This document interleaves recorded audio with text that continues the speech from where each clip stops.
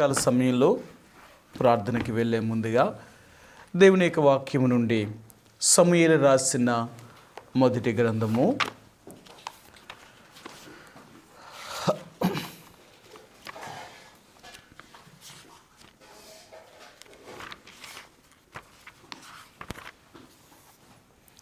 7వ అధ్యాయము.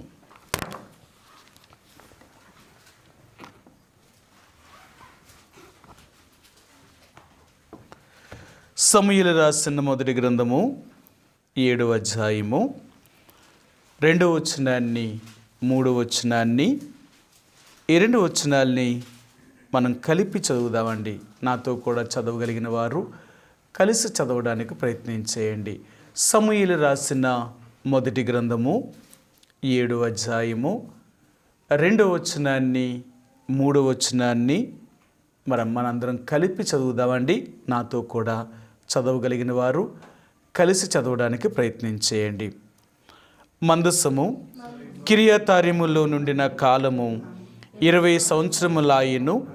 ఇశ్రాయేలీలందరూ యెహోవాను అనుసరింప దుఃఖించుచుండగా సమూయేలు ఇశ్రాయేలీలందరితో ఇట్లనెను, మీ పూర్ణ హృదయముతో యెహోవా యొద్దకు మీరు మల్లుకొనిన యెడల అన్యదేవతలను అస్తారోతు దేవతలను మీ మధ్య నుండి తీసివేసి పట్టుదల కలిగి యెహోవా తట్టు మీ హృదయములను త్రిప్పి ఆయనను సేవించుడి. అప్పుడు ఆయన ఫిలిష్తీయుల చేతిలో నుండి మిమ్మును విడిపించును. ఈ రాత్రికాల సమయంలో చదువుబడిన లేఖన భాగాన్ని దేవుడు దీవించునుగాక. ప్రార్థనకి వెళ్ళే ముందుగా మనం దేవుణ్ణి ఎలాగూ ప్రార్థించాలి, ఎందుకంటే ప్రార్థన కూడుకొచ్చాం కాబట్టి ప్రార్థించే ముందు దేవుడికి మనం ఎలాగుంటే దేవుడు మన ప్రార్థన వింటాడు అనేది మొదలు తెలుసుకోవాలి. అంటే మనం ఎలా పడితే అలాగుండి మనం ఎలాగ పడితే అలాగ జీవిస్తూ మన ఇష్టానుసారంగా ప్రవర్తిస్తూ దేవుడిని ప్రార్థన చేస్తే దేవుడేమీ మన ప్రార్థనను అంగీకరించడు.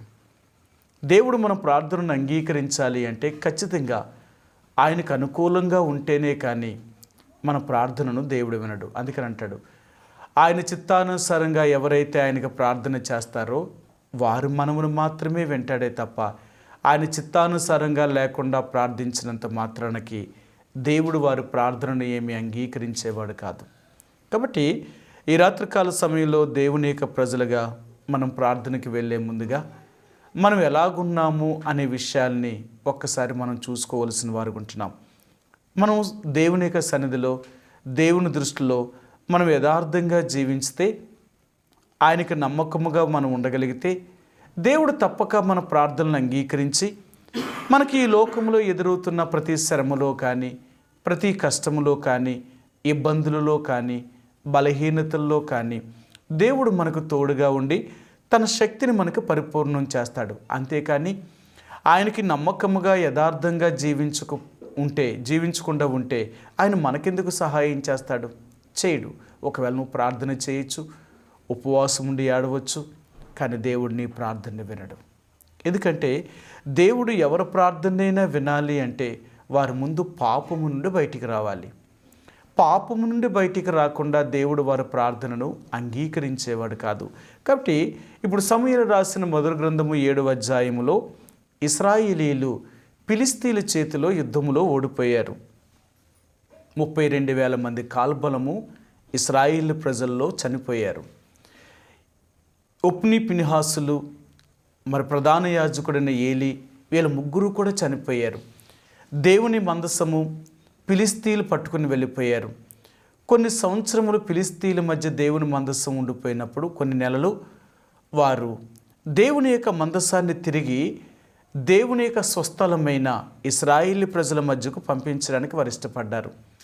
అలాగ దేవుని యొక్క మందసము ఇశ్రాయేలు ప్రజల మధ్యకు వారు వచ్చినప్పుడు మొట్టమొదటిగా బెత్షెమెషు వారు దేవుని మందసాన్ని దించి వారి మధ్య పెట్టుకొని వారు ఏం చేశారు అంటే దేవుని యొక్క మందసాన్ని తెరిచి చూశారు. తెరిచి చూడడం వల్ల ఆ బెత్షెమెషులో మరి కొంతమందిని దేవుడు చంపి 52,000 మందిని మొత్తాడనమాట. భయంకరమైన వ్యాధితో మొత్తాడు. 52,000 మందిని మొత్తగానే బెత్షెమెషు వారు భయపడిపోయారు. అప్పుడు కిరియత్తారీములో ఉన్న ఇశ్రాయేలు ప్రజలకు కబురు పంపించారు. అయ్యా, దేవుని మందస్సము మన మధ్యకు వచ్చింది, ఈ మందసాన్ని మీరు తీసుకుని వెళ్ళిపోండి అని చెప్పినప్పుడు కిరియత్తారీము వారు దేవుని యొక్క మందసాన్ని తిరిగి తీసుకుని వచ్చి అబీనాదాబు యొక్క ఇంట్లో వారు పెట్టారు. అబీనాదాబు యొక్క ఇంట్లోనికి దేవుని యొక్క మందస్సం రాగానే అబీనాదాబు తన ఇద్దరు కుమారులను దేవుని యొక్క మందసానికి పరిచర్య చేసేవారుగా వారి ఇరువురిని పెట్టి 20 సంవత్సరాలు అబీనాదాబు యొక్క ఇంట్లోనే దేవుని మందస్సం ఉండిపోయింది. 20 సంవత్సరాలు ఇశ్రాయేలు ప్రజల మధ్య, అంటే కిరియత్తారీములో వారు అబీనాదాబు యొక్క ఇంట్లో దేవుని యొక్క మందస్సం ఉండిపోవడం వల్ల ఇశ్రాయేలీలందరూ కూడా ఏడవడం ప్రారంభించారట. సరే, ఇప్పుడు ఆ మాట చదువుదాం. ఏం చేశారు అనేది చూపిస్తాను మీకు. 2వ వచనం. మందసము కిరియత్తారీములో నుండిన కాలము 20 సంవత్సరములాయెను. ఇశ్రాయేలీలందరూ యెహోవాను అనుసరింప దుఃఖించుచుండగా. ఇశ్రాయేలు ప్రజలట ఏడుస్తున్నారట. ఎందుకోసం ఏడుస్తున్నారు అంటే, వాళ్ళకి ఏదో ఇల్లు లేక, తినడానికి తిండి లేక, మరి ఈ లోకంలో బ్రతకడానికి జీవనాధారం లేక వారికి అనారోగ్యం రావడం వల్ల దీని కొరకు ఏడుస్తలేదు. వారు ఏడుపంతా దేని కొరకు ఏడుస్తున్నారు అంటే, యెహోవాను అనుసరింప దుఃఖించుచుండగా, దేవుడు కొరకు జీవించాలి, మేము దేవుడిలో బ్రతకాలి అని వారు ఏడుస్తున్నారట. నేటి దినాల్లో దేవుని యొక్క ప్రజలు మన కోసం మనం ఏడుస్తామే తప్ప దేవుని కోసం దుఃఖపడడం అనేది, దేవుని కోసం ఏడవడం అనేది చాలా తక్కువ. మీకు ఎన్నోసార్లు చూపిస్తూ వచ్చాను. ఫిలిప్పీలకు రాసిన పత్రిక 2వ అధ్యాయము 21వ వచనంలో కానీ, ఇశ్రాయేలు ప్రజలు లేక ఆనాడు అపోస్తలుడైన పౌలు ఫిలిప్పీ సంఘాన్ని చెప్తారు, అందరూ తమ సొంత కార్యములే చూసుకొనిచున్నారు కానీ యేసుక్రీస్తు కార్యములను ఎవరూ చూడతలేదు అని. ఎందుకంటే ప్రతి ఒక్కరూ కూడా తమ సొంత కార్యముల కోసమే ఆలోచన కలిగి ఉన్నారే తప్ప దేవుని కొరకు ఆలోచన కలిగిన వారు లేరు. అలాగే జకర్యా గ్రంథంలో చూస్తే ఇశ్రాయేలు ప్రజలు 5వ నెలను, 7వ నెలను, 10వ నెలను వీరు సంవత్సరమునకు 3 మార్లు ఉపవాసములుండి వారు ఏడుస్తున్నారట. వారు ఉపవాసం ఉండి ఏడుస్తున్నారట. ఎందుకు ఏడుస్తున్నారు అని దేవుడు వారి గురించి అడిగాడు. మీరు ఎందుకు ఏడుస్తున్నారు అని అడిగితే దేవుడు వారికి ఏం చెప్పాడో తెలుసా? మీరు ఏడ్చేది మీ స్వలాభము కొరకు, మీరు బాగుండాలని, మీకు సుఖం రావాలని, మీకు ఆస్తి కలగాలని, మీకు ఈ లోకంలో అన్ని రకాలుగా ఏ సమస్య లేకుండా సుఖ సంతోషంతో బ్రతకాలని నా దగ్గర ఉపవాసం ఉండి ఏడ్చారే తప్ప ఎప్పుడైనా నా కోసం ఏడ్చారా? మీరు నా గురించి ఆలోచించారా? లేదు, ఎప్పుడూ మీ గురించే మీరు ఆలోచించారు. కాబట్టి మీరు ఉపవాసం ఉన్నప్పుడు కానీ, మరి మీ యాజకులు ఉపవాసం ఉన్నప్పుడు కానీ, మీరు నా దగ్గర కన్నీరు కార్చినప్పుడు నేను ఎందుకు మీ ప్రార్థన వినలేదు అంటే, మీ స్వార్థము కొరకు ఏడ్చారు, నా కొరకు ఏడవలేదు. నేను ఏం చేస్తున్నాను దేవుడికి, నేను ఎలాగ దేవుని కోసం బ్రతుకుతున్నాను, నేను దేవుడికి ఏం చేశాను, ఇలాంటిది లేదు. దేవుడు నాకేం చేశాడు అని ఎప్పుడూ దేవుడి నుంచి మనం పొందాలనుకునేవారమే తప్ప మనం దేవుడికి ఏం చేశామనేది ఎప్పుడూ మనం స్వపరీక్ష చేసుకోవట్లేదు. అందుకనే దేవుడు అంటున్నాడు, మీరందరూ మీ కోసం ఏడ్చారే తప్ప నా కోసం ఏడవలేదు. ఇప్పుడు ఇశ్రాయేలు ప్రజలు 20 సంవత్సరాలు కిరియత్తారీములో అబీనాదాబు ఇంట్లో మందస్సు ఉన్నప్పుడు యెహోవాను అనుసరించాలని వారు ఎంతో దుఃఖాక్రాంతులై ఏడుస్తున్నారు. ఇప్పుడెందుకు ఏడుస్తున్నారు? వారు యెహోవాను ఇప్పుడెందుకు అనుసరించాలనుకుంటున్నారు? ఎందుకంటే దేవుడు వారి మధ్య లేకపోతే వారికి ఉన్న పరిస్థితులు ఏంటో వారికి అర్థమైంది. ఇశ్రాయేలు ప్రజల మధ్య దేవుడు ఎప్పుడైతే లేకుండా పోయాడో వారికి ఎన్నో కష్టాలు పట్టుకున్నాయి, ఎన్నో ఇబ్బందులు గుండా వెళ్తున్నారు, ఎన్నో సమస్యలు. వారి కుటుంబంలో నెమ్మది లేదు, దేశములో నెమ్మది లేరు, వారి వ్యక్తిగతంగా నెమ్మది లేదు, సమాజంలో నెమ్మది లేదు. ఇలాంటి పరిస్థితుల్లో ఇశ్రాయేలు ప్రజలు ఎంత భయంకరమైన పరిస్థితులు గుండా వెళ్ళిపోయారో, అలాంటి పరిస్థితుల్లో ఇశ్రాయేలీలు మనం చేసిన పొరపాటును బట్టే కదా ఈరోజు మనం ఎలాంటి పరిస్థితులు గుండా వెళ్తున్నాం. లేదు, మనం ఇప్పటికైనా తిరిగి దేవుని వైపు మనం తిరిగితే, దేవుని యొక్క ఆజ్ఞలను, ఆయన కట్టడలను అనుసరిస్తే, ఆయనకి తగినట్లుగా మనం జీవిస్తే, ఆ దేవుడు తప్పక మన ప్రార్థనను అంగీకరించి మన శత్రువుల చేతిలో నుంచి విడిపించి మనకెంతో సుఖాన్ని, సంతోషాన్ని, ఆనందాన్ని, లేక మనకున్న సమస్యలన్నిటిలో నుంచి విడిపిస్తాడు అని ఇశ్రాయేలీయులు తమ మనస్సును దేవుని వైపు త్రిప్పుకున్నారన్నమాట. వారు దేవుని కొరకు వారు దుఃఖించడం ప్రారంభించారు. ప్రభా, ఇంతవరకు మేము అనుభవిస్తున్న పరిస్థితులన్నీ కూడా మేం చేసిన పొరపాట్ల వల్లే ఈరోజు మేము ఈ కష్టాలు గుండా వెళ్తున్నాం. మా పరిస్థితులు బాగోపోవడం వల్ల కారణం ఏంటంటే మేమే వాటి కారకులం, నువ్వేమీ కాదు. చాలాసార్లు మనకి ఏది జరిగినా దేవుడి మీదే అంటాం. ఆ దేవుడు నాకు ఇలా పెట్టాడండి, లేక ఆ దేవుడు నన్ను ఇలా చేశాడండి, ఆ దేవుడే నన్ను ఇంతగా బాధ పెడుతున్నాడండి, నేనేం తప్పు చేశానండి, వాళ్ళు తప్పు చేస్తే దేవుడు ఎలా చేస్తాడని. దేవుడు అంటాడు, మీరు చేసిన దానికే మీరు అనుభవిస్తున్నారేమో, కానీ నేను ఎప్పుడూ మిమ్మల్ని బాధ పెట్టేవాడిని కాదు. దేవుడు ఎప్పుడూ కూడా ఒక మనిషిని బాధ పెట్టడం కొరకు ఆయన సృష్టించలేదు. ఈ రోజున భూమి మీద ఉన్న ప్రతి మానవాళిని ఎందుకు భూమి మీద పంపించాడు అంటే దుఃఖాన్ని, కష్టాన్ని, బాధను అనుభవించడానికి పంపించలేదు. కానీ మానవులు చేసుకున్న దాన్ని బట్టి, మనం చేసిన దాన్ని బట్టే మనం అనుభవిస్తున్నామేమో, కానీ ఆ దేవుడు ఎప్పుడూ మనల్ని బాధ పెట్టేవాడు కాదు. కాబట్టి ఇప్పుడు ఇశ్రాయేలు ప్రజలు ఈ సమూయేలు రాసిన మొదటి గ్రంథము 7వ అధ్యాయంలో తిరిగి దేవుని వైపు తిరగడానికి ప్రయత్నం చేశారు. వారు దేవుణ్ణి అనుసరించాలని, దేవుడిలో ఉండాలని, దేవుడి కోసం జీవించాలని, మనం ఎక్కడైతే తప్పుపోయామో వాటిని మరలా మనం సరిచేసుకుని దేవుడి దగ్గరికి వస్తే దేవుడు కనికరించి మనకు సహాయం చేస్తాడు అని ఇశ్రాయేలు ప్రజలు ఏడవడం ప్రారంభించారు వారు. అయితే సమూయేలు వీరికి ఒక మాటను జ్ఞాపకం చేశారు. నిజంగా మీరు కానీ పశ్చాత్తాపపడి, నిజంగా మీరు దేవుడి దగ్గర ఏడ్చి, దేవుడు మీకు సహాయం చేయాలి అనుకుంటే, మీ కష్టాల నుండి, శత్రువుల చేతుల నుండి, మీ ఇబ్బందుల నుండి, మీ బలహీనతల నుండి విడుదల పొందాలి అనుకుంటే మీరు పని చేయాలి. ఇలా చేస్తేనే దేవుడు మీ ప్రార్థన వింటాడు అని సమూయేలు చెప్పాడు. సరే, ఇప్పుడు 3వ వచనం చూపిస్తానండి మీకు. సమూయేలు ఇశ్రాయేలీయులందరితో ఇట్లనెను, మీ పూర్ణ హృదయంతో యెహోవా యొద్దకు మీరు మల్లుకొనిన యెడల అన్యదేవతలను, అస్తారోతు దేవతలను మీ మధ్య నుండి తీసివేసి పట్టుదల కలిగి యెహోవా తట్టు మీ హృదయములను త్రిప్పి. సరే, మీలో పట్టుదల అనేది ఉండాలా. అంటే ఇంతవరకు దేవునికి వ్యతిరేకమైన దేవతలను మీరు ఎప్పుడైతే సేవిస్తూ వచ్చారో, ఆ అన్య దేవతలను, అస్తారోతు దేవతలను, సీదోనీల దేవతలు మీరు సేవించారో ఆ దేవతలు మీరు వదిలేయండి. అది మీరు చేయవలసింది ఏంటంటే, ఏదో పాపాన్ని ఒప్పేసుకున్నాం కదా దేవుడు క్షమించేస్తాడని కాదు, తిరిగి దేవుడు మిమ్మల్ని రక్షించేస్తాడని కాదు, మీరు విడిచిపెట్టాలి కదా. మనం ఏ పాపాన్ని అయితే ఒప్పుకుంటున్నామో ఆ పాపాన్ని విడిచిపెట్టినప్పుడే హృదయపూర్వకంగా దేవుడు మన పాపాలని క్షమించగలుగుతాడు. అంతేకాని ఒప్పుకొని తిరిగి చేస్తున్నప్పుడు దేవుడు మన పాపాన్ని ఎలా క్షమిస్తాడైనా? యథార్థముగా నువ్వు ఒప్పుకుంటే, దాని విషయంలో నువ్వు పశ్చాత్తాపపడితే దాన్ని వదిలేయాలి, ఆ పాపమును. అంతేకాని దాన్ని విడిచిపెట్టకుండా అలాగే నువ్వు కొనసాగితే నువ్వు ఒప్పుకున్నట్టేంటి? నువ్వైనా నేనైనా అది ఒప్పుకున్నట్టు కాదు, అది నిజమైన ఒప్పుకోలు కాదు. నిజమైన ఒప్పుకోలు ఏంటంటే మనం ఒప్పుకున్న దాన్ని విడిచిపెట్టాలి. బైబిల్ గ్రంథంలో అంటాడు 32వ కీర్తనలో, విడిచిపెట్టినవాడు మాత్రమే ధన్యుడు చేయబడతాడు, కానీ విడిచిపెట్టలేనివాడు ధన్యుడు కాడు. సరే, మీకు ఆ మాట చూపిస్తాను. కీర్తన గ్రంథము 32వ కీర్తన గ్రంథము 32వ అధ్యాయము 5వ వచనమండి.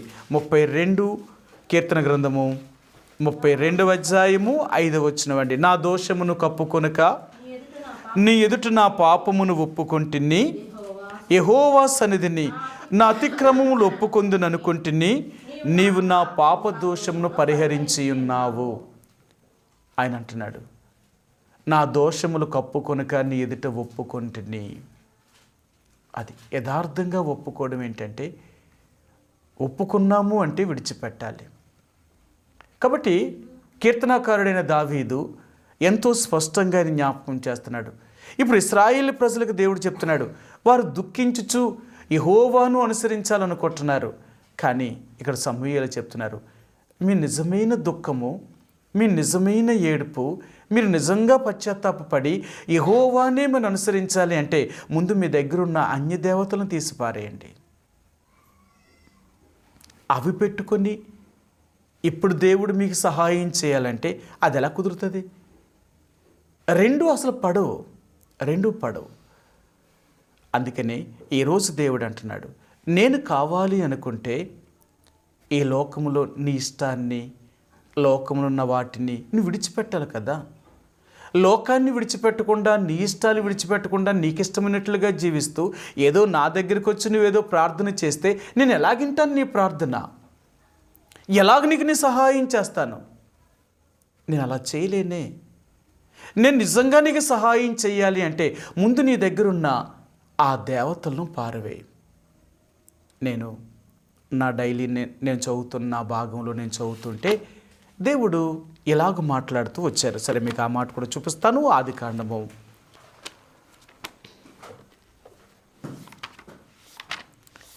దేవుడు యాకోబుని తన మామగారి ఇంటి నుండి బయలుదేరమన్నాడు. సరే, దేవుడు అతన్ని బయలుదేరమన్నప్పుడు ఇతడు బయలుదేరే ముందు ఇతడు ఒక పని చేశాడు. అతడు ఏం చేశాడో మీకు చూపిస్తాను. ఆదికాండము 35వ అధ్యాయము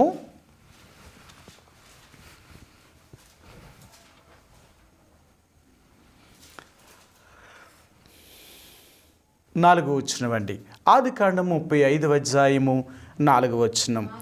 వారు తమ యొద్దనున్న అన్యదేవతలన్నిటినీ, తన చెవులనున్న పోగులను యాకోబునకు అప్పగింపగా, యాకోబు షెకెము దగ్గరున్న మస్తకి వృక్షము కింద వాటిని దాచిపెట్టెను. వారు ప్రయాణమై పోయినప్పుడు దేవుని భయము వారిని చుట్టూనున్న పట్టణముల మీద ఉండెను గనుక వారు యాకోబు కుమారులను తరుమలేదు. సరే, ఇంకొక మాట అండి. 9వ వచనం. యాకోబు పద్నారాము నుండి వచ్చుచుండగా దేవుడు తిరిగి అతనికి ప్రత్యక్షమై అతనిని ఆశీర్వదించెను. దేవుడు యాకోబుని ఆశీర్వదించాడట, అతన్ని దీవించాడట. ఎప్పుడు దీవించాడు అంటే తన దగ్గరున్న అన్యదేవతలన్నిటినీ తీసి పారవేసినప్పుడు. దేవుడు చెప్పాడు, తిరిగి నువ్వు బేతేలునకు నువ్వు వెళ్ళాలి అని చెప్పాడు ఆయన. సరే, మీకు ఆ మాట కూడా చూపిస్తాను. 35వ అధ్యాయం 1వ వచనం.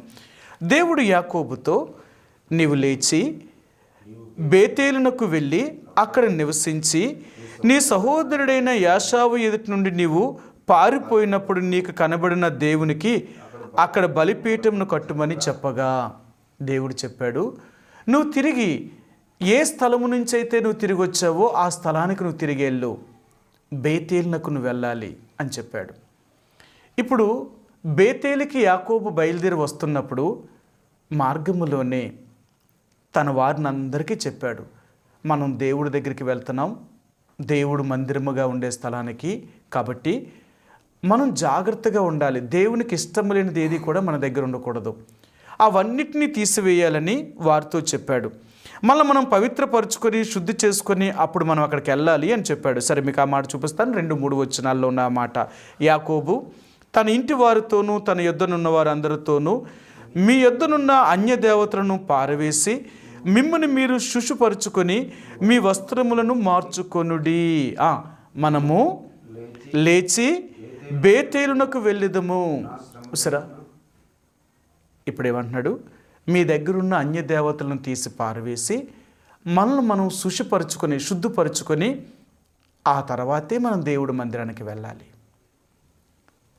ఎందుకంటే మనం దేవుడి మందిరానికి వెళ్ళేది ఎందుకో తెలుసా? దేవుని ద్వారా మనం ఆశీర్వదించబడ్డానికి. దేవుడు మందిరానికి వచ్చే ప్రతి ఒక్కరిని కూడా దేవుడు ఆశీర్వదిస్తాడు. మీ అందరికీ తెలుసు, సియోనులో నుండి యెహోవా మిమ్మల్ని ఆశీర్వదించును గాక అంటాడు ఆయన. ఆశీర్వాదం ఎక్కడి నుంచి ఉందంటే దేవుని యొక్క మందిరము నుండి. ఆశీర్వాదం పొందగోరే స్థలానికి మనం వచ్చినా కానీ మనం దేవుడి చేత ఆశీర్వదించబడ్డామా? దేవుని మందిరానికి వెళ్తున్నాం, దేవుని నమ్ముకున్నాం, దేవుని ప్రజలమని చెప్తున్నాం, కానీ దేవుడి ద్వారా మనం ఆశీర్వదించబడ్డామా అంటే లేదు. ఈరోజు మన కాయ కష్టంతో బ్రతుకుతున్నాం. ఈరోజు మనం ఎలా బతుకుతున్నాం తెలుసా?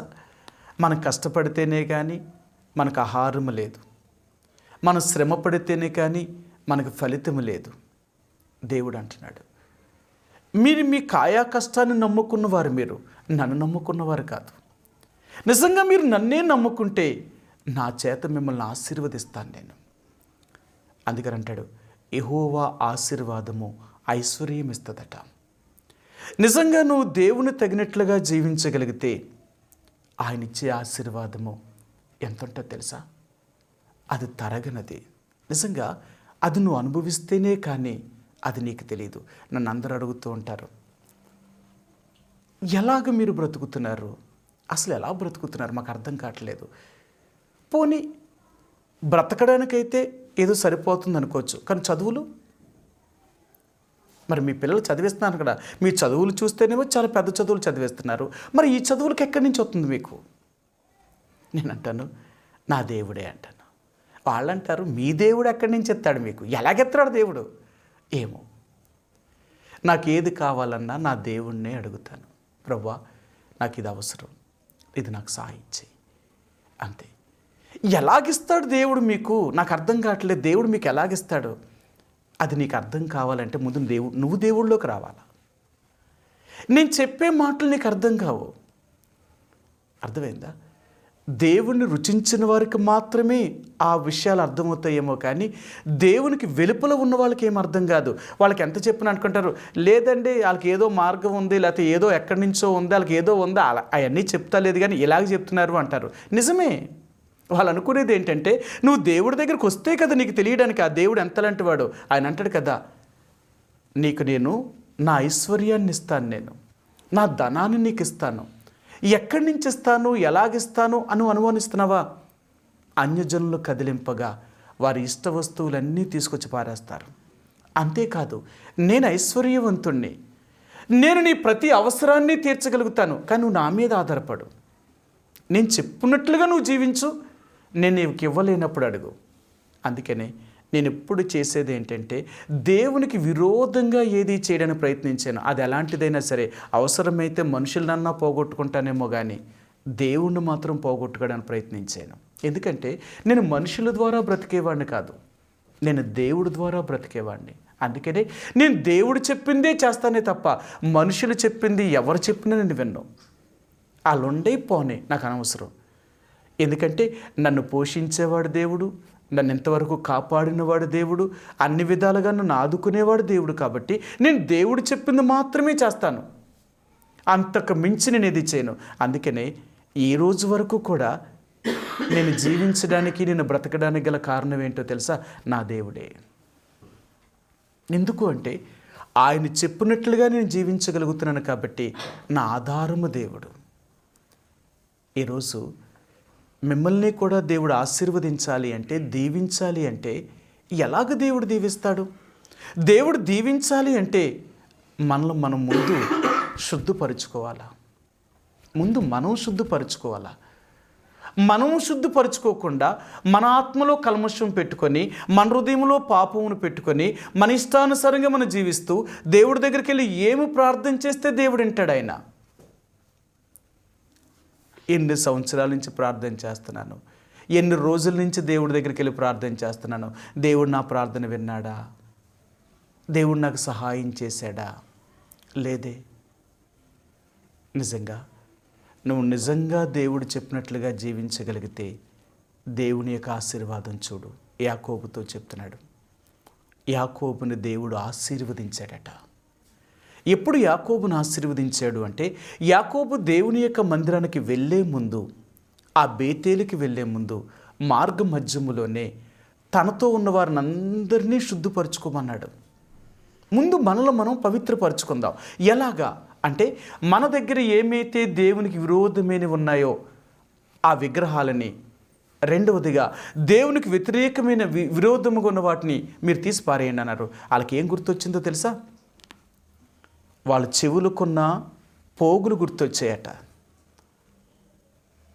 వాళ్ళ చెవులకున్న, అక్కడ చెప్పాడు కదా, వారు ఏం చెప్పారు చూడండి. అక్కడ వారు ఏమేమి తీశారంటే, ఒకటి అన్యదేవతలను తీసివేశారు, రెండు తమ చెవులనున్న పోగులను,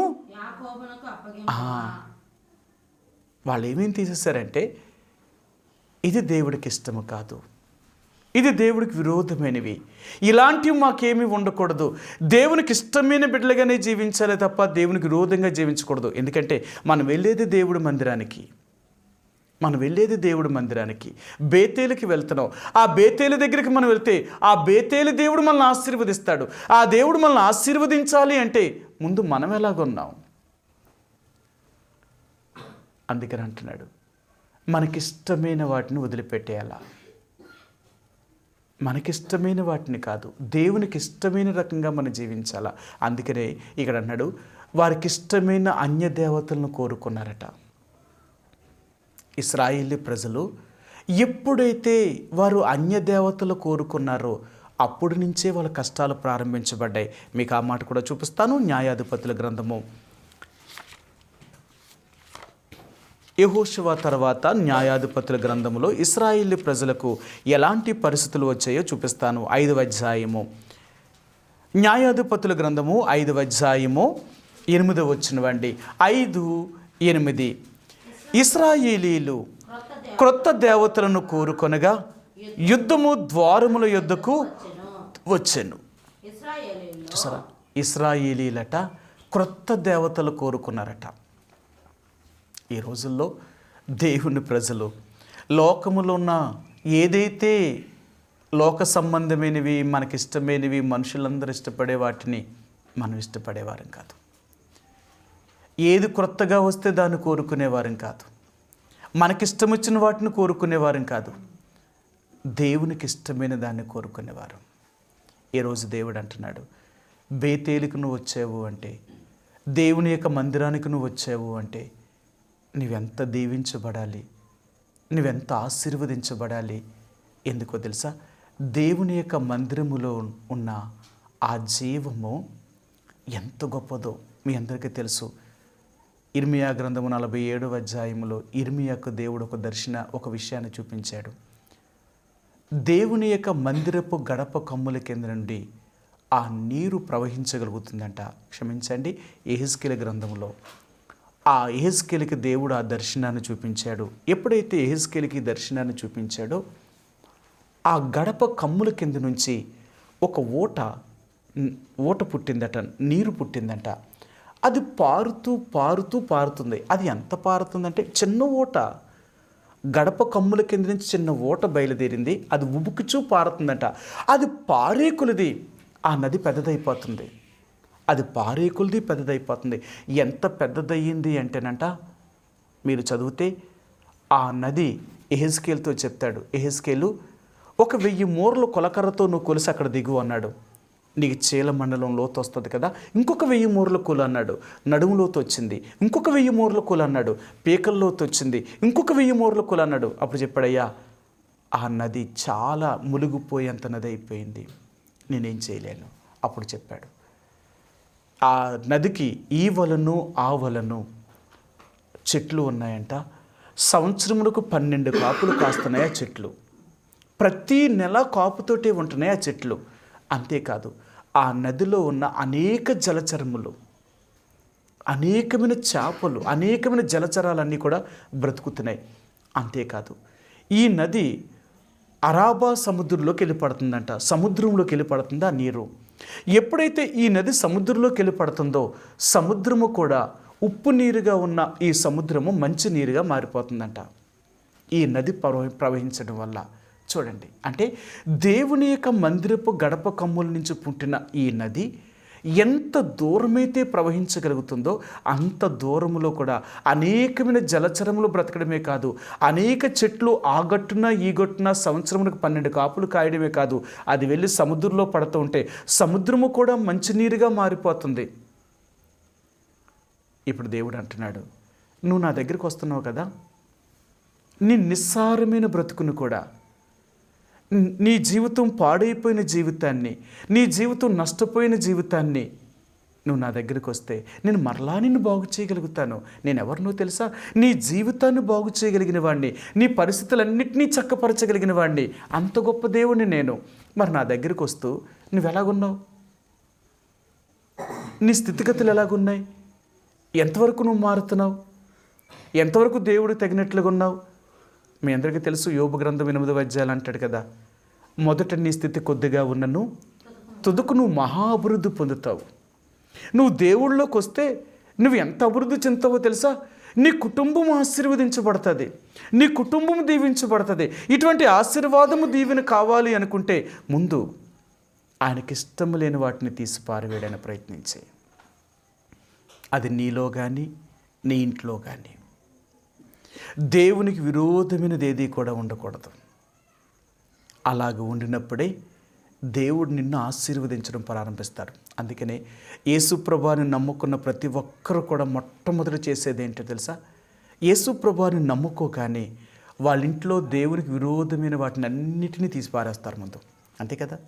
ఇంతకుముందు యేసుప్రభువుని ఎరగకముందు ఏ అన్య దేవతల బొమ్మలు అయితే ఉంటాయో, యేసుప్రభువుని ఎరిగిన తర్వాత ఒక్క బొమ్మను కూడా ఉంచరు వాళ్ళు, అన్నిటినీ తీసి పారేస్తారు. వాళ్ళు ఎందుకు పారేస్తారంటారు? ఎందుకు తీసేయాలా? అవి దేవుడికి విరోధమైనవి. అలాంటి బొమ్మల్లో పూజించినటువంటి దేవుడికి ఇష్టం లేదు. మనం ఏం చేస్తాం తెలుసా? మన ఇంట్లో ఉన్న బొమ్మలు తీసేస్తాం కానీ మన హృదయంలో ఉన్న బొమ్మలు మాత్రం తీయం.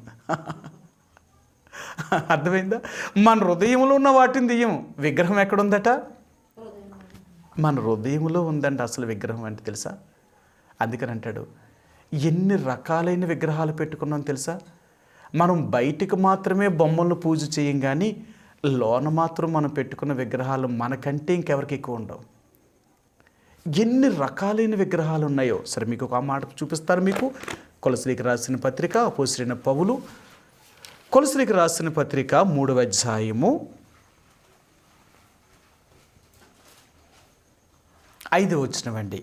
3వ అధ్యాయము కొలస్సీలకు రాసిన పత్రిక 3వ అధ్యాయము 5వ వచనం. కావున భూమి మీదనున్న మీ అవయములను అనగా జారత్వమును, అపవిత్రతను, కామాతృతను, దురాశను, విగ్రహారాధనైన ధనాపేక్షను చంపివేయుడి. సరే, విగ్రహారాధన ఇలాంటి శరీర సంబంధమైనవి ఏది మనం కలిగి ఉన్నా అదొక విగ్రహమే. అందుకని అంటాడు, దేవునికి విరోధమైనది ఏది మన హృదయంలో పెట్టుకున్నా అది మనకు ఒక విగ్రహంగా మారిపోద్దట. అందుకని ఇప్పుడు యాకోబు బేతేలుకి వెళ్ళే ముందు తనతో ఉన్న వారిని అందరికీ చెప్పినప్పుడు వారందరూ ఏం చేశారంటే వాళ్ళ దగ్గరున్న విగ్రహాలన్నింటినీ తీసి, వారు చెవులకున్న పోగుల్ని తీసి, అయ్యా ఇవేవి మాకు అక్కర్లేదు, ఇంకా ఇవన్నీ నీ చేతికి ఇచ్చేస్తున్నాం అంటే ఈయన ఈ బంగారు వస్తువులన్నీ తీసుకుని వెళ్ళి ఆ మస్తకి వృక్షం కింద కప్పెట్టేశాడు. వద్దు, ఇవి మనతో ఉండకూడదు. ఎందుకో తెలుసా? మనం వీటి ద్వారా ఆశీర్వదించబడం, మనం దేవుడు మనల్ని ఆశీర్వదించేవాడు. ఈ లోకంలో ఉన్న వాటి ద్వారా కాదు మనం ఆశీర్వదించబడేది, మనం దేవుడి ద్వారా దీవించబడేవారు. మనం దేవుడి ద్వారా దీవించబడాలి అంటే ముందు మొట్టమొదటిగా మనల్ని మనం పరిశుద్ధపరచుకోవాలి.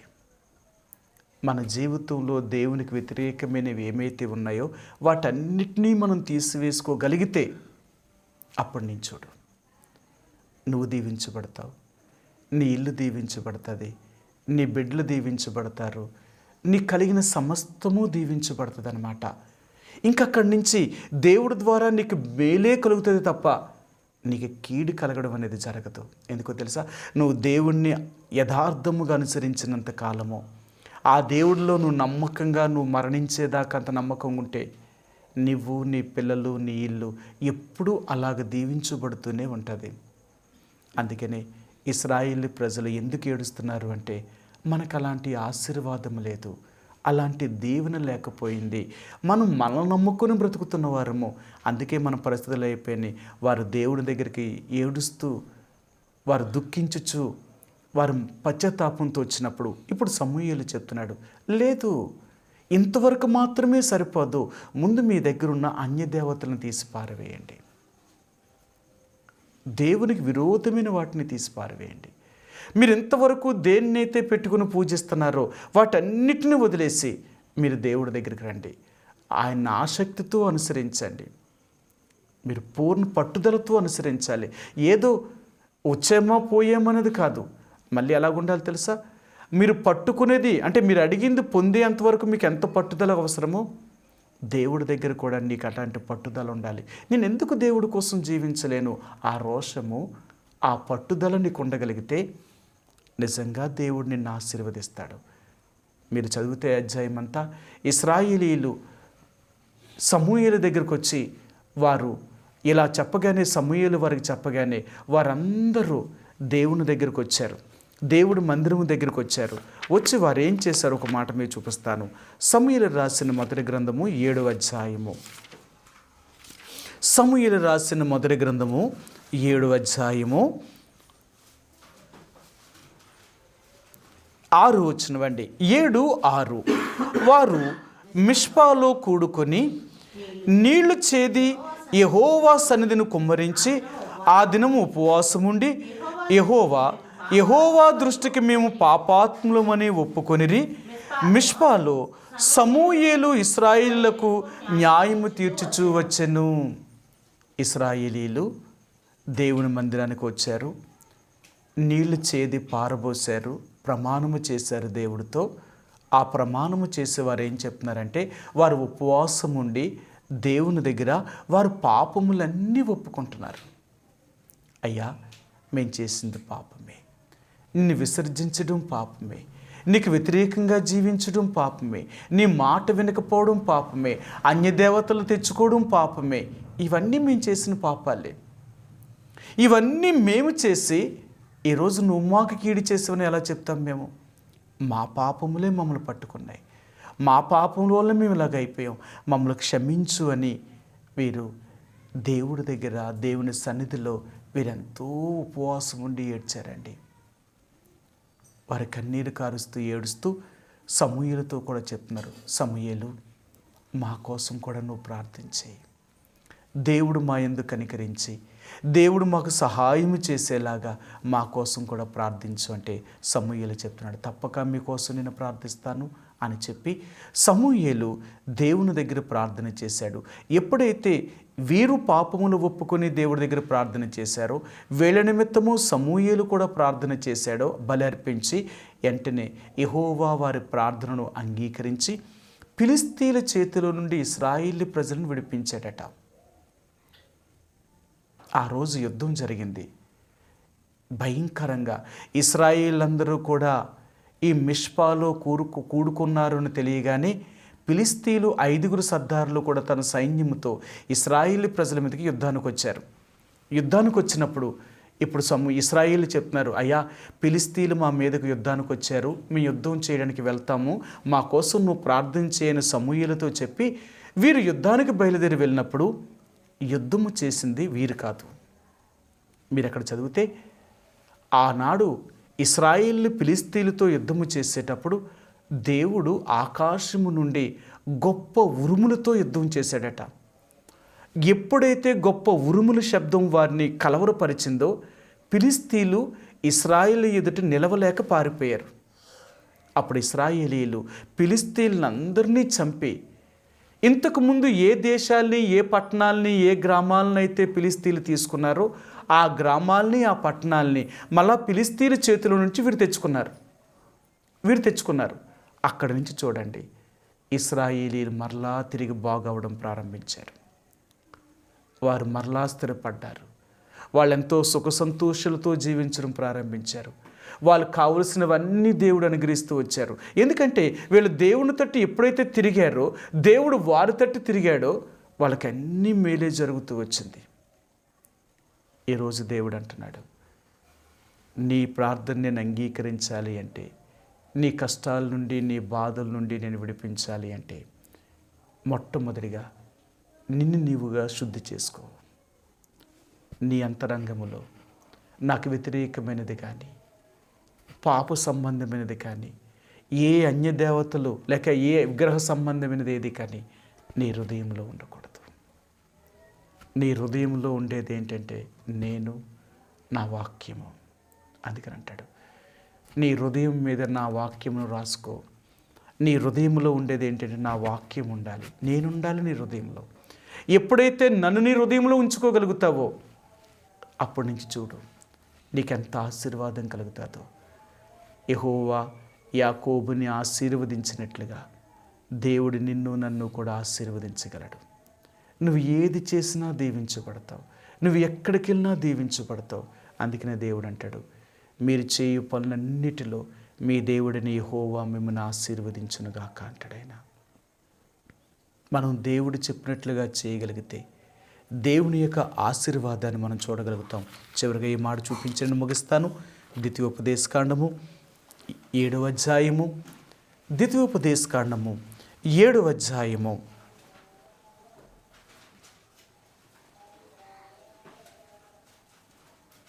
12-13 వచనాలండి.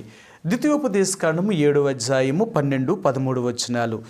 మీరు ఈ విధులను విని వాటిని అనుసరించి నడుచుకుని ఎడల నీ దేవుడైన యెహోవా తాను నీ పితరులతో ప్రమాణము చేసిన నిబంధనను నెరవేర్చి నీకు కృప చూపును.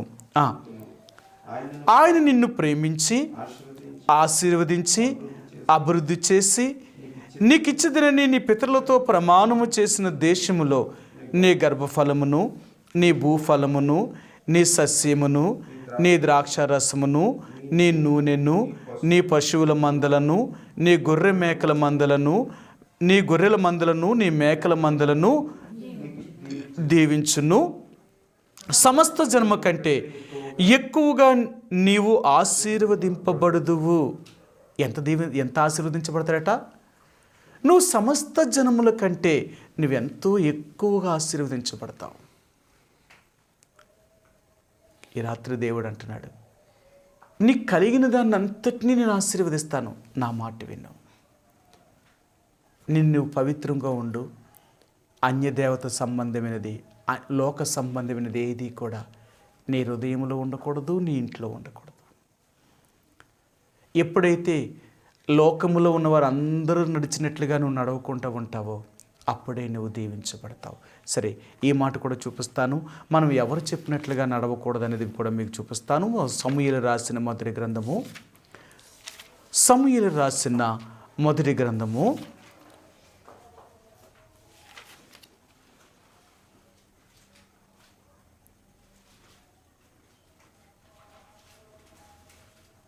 9వ అధ్యాయము 5వ వచనం అండి. క్షమించండి, 8వ అధ్యాయము 5వ వచనం.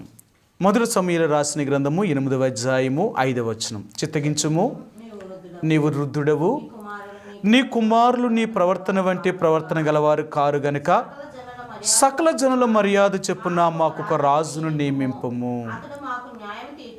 చూసారా, ఇశ్రాయేలీలు సమూయేలు దగ్గరకు వచ్చి వారు అడుగుతున్నారట. ఏమని అడుగుతున్నారు అంటే, సకల జనుల మర్యాద చెప్పున మాకు నువ్వు న్యాయం చేయాలి, మాకు ఒక రాజు కావాలి.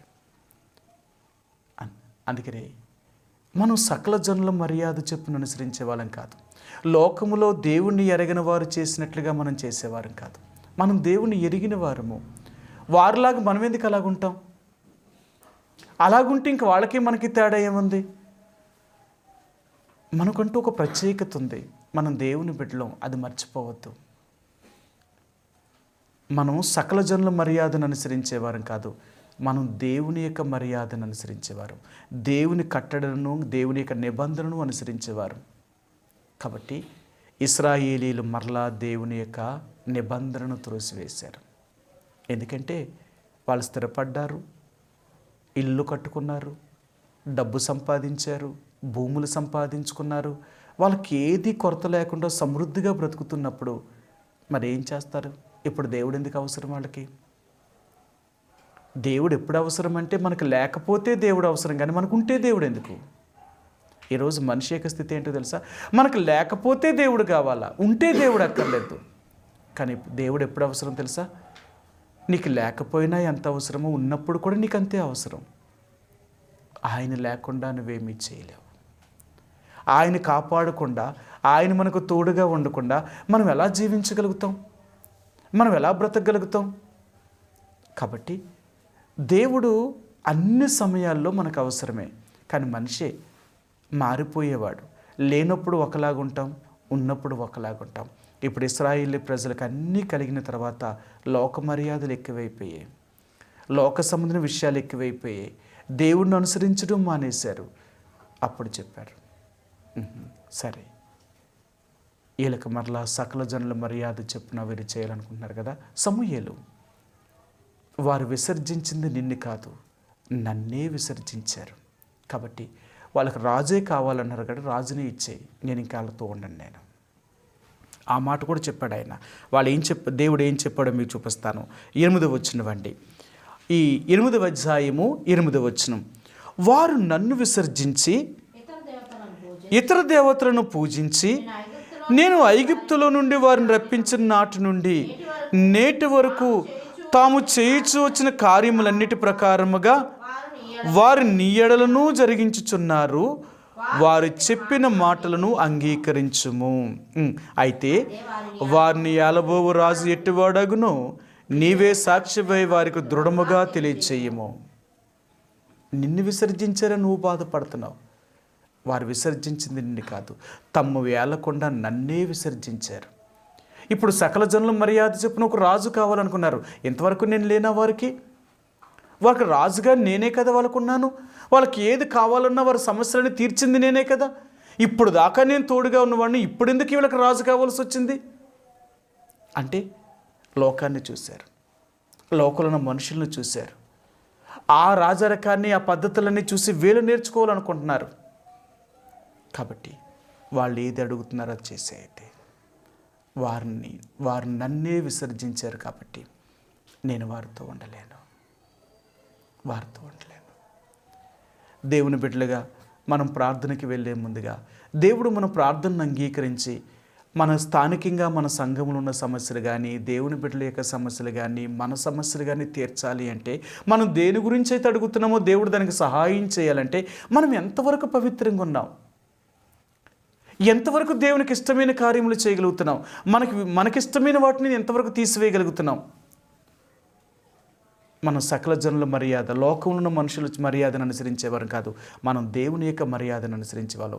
ఎప్పుడైతే దేవునికి తగినట్లుగా మనం జీవించాలని ప్రయత్నం చేస్తామో, ఇప్పుడు చెప్తున్నాడు ఆయన, నువ్వు సమస్త జన్మ కంటే ఎక్కువగా నేను నిన్ను ఆశీర్వదిస్తాను. నువ్వెంత దీవించబడతావో తెలుసా? ఈ భూమి మీద ఉన్న వారందరికంటే ఎక్కువగా నువ్వు దీవించబడతావు, నువ్వు ఆశీర్వదించబడతావు. ఎందుకో తెలుసా? నేను చెప్పినట్లుగా ఎవరైతే నడుస్తారో వాళ్ళందరినీ నేను ఆశీర్వదిస్తాను, వాళ్ళందరినీ నేను దీవిస్తాను. వారిని దీవించడమే కాదు, వారికి పుట్టిన పిల్లల్ని కూడా నేను దీవిస్తాను. వారి తరతరాలకి వారి సంతానాన్ని దీవిస్తాను. అలాంటి దీవెన నీకు నాకు కావాలి అనుకుంటే దేవుడు ఈరోజు అంటున్నాడు, మొట్టమొదటిగా దేవుని గురించి చింతించేవారిగా ఉండాలి. రెండవదిగా మనలో దేవునికి విరోధమైనది ఏది కూడా ఉండకూడదు. అది మనలోనే కానీ మన ఇంట్లోనే కానీ. దేవునికి విరోధమైనది దుష్టత్వం అనేది. అందుకని యోబు గ్రంథం 22వ వచనం అంటాడు, నీ గుడారములోని దుర్మార్గతను దూరంగా తోసివేసిన ఎడల నీ ఇంట్లో కానీ నీలో కానీ ఏది ఉండకూడదు. మూడవదిగా అన్య దేవతలు అనేవి నీ ఇష్టానుసారమైన ప్రవర్తన, నీకు ఇష్టమైనట్లుగా జీవించడం కాదు. దేవునికి ఇష్టమా కాదా? నేను దేవుని చిత్తాన్ని నెరవేర్చే వ్యక్తిని, దేవునికి విరోధమైన వాటిని ఏది కూడా ఉంచుకోను.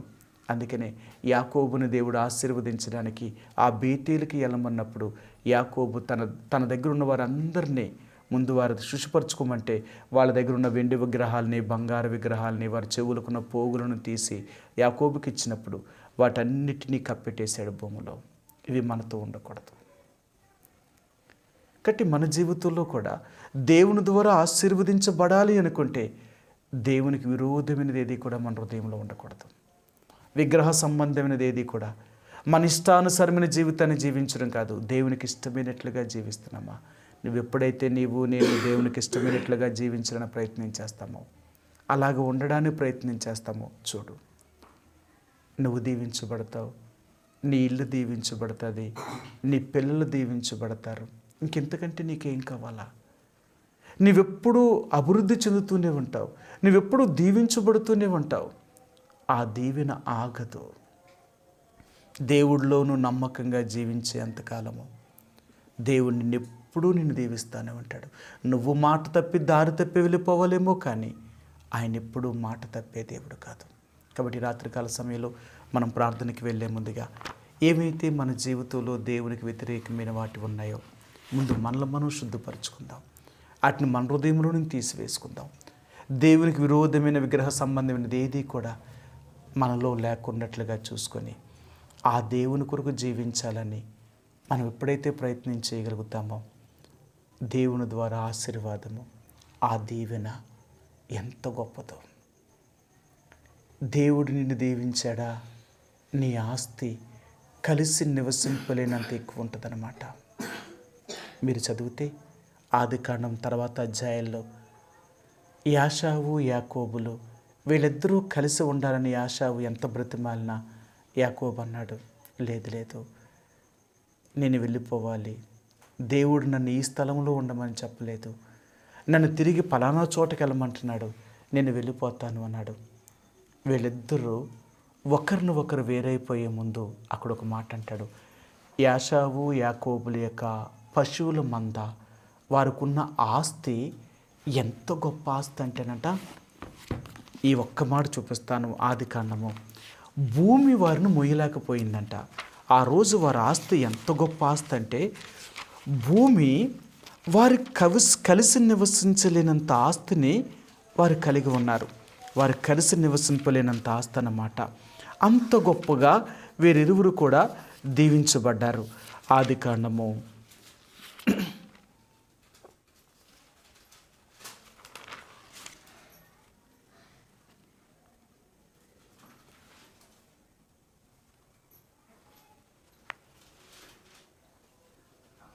36వ అధ్యాయము 7వ వచనం.